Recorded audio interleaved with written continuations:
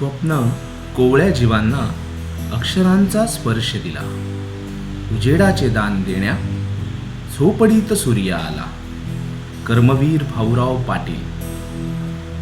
समाजसुधारक आणि शिक्षण प्रसारक. सर्व जाती धर्माच्या गरीब ग्रामीण रयतेला आपल्या भगीरथ प्रयत्नांनी त्यांनी आधुनिक शिक्षणाची कवाडे खुली करून दिली.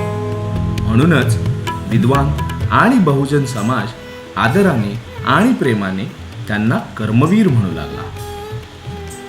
स्वावलंबी शिक्षण हेच आमची ब्रीद. कमवा आणि शिका या विचार प्रवाहातून अण्णांनी संपूर्ण महाराष्ट्रभर शाळा काढल्या व ज्ञानाचा वटवृक्ष वाढवला. या वटवृक्षाच्या सावलीत अनेक विद्यार्थ्यांनी ज्ञान घेतले व मोठे झाले. कर्मवीरांच्या सहवासात वाढलेले कीर्तन गायकवाड यांच्या अथक प्रयत्नांनी देशाची आर्थिक राजधानी मुंबईत रयत शिक्षण संस्थेचे अस्तित्व असलेली शाळा म्हणजे ज्ञानवर्धनी विद्यालय चारकोप. 1995 साली या शाळेची स्थापना झाली. या शाळेमध्ये आजपर्यंत अनेक शिक्षकांनी ज्ञानदानाचे काम करून अनेक विद्यार्थी घडवले. अशा या सर्व शिक्षकांना व कर्मवीरांना आमचा मानाचा मुजरा.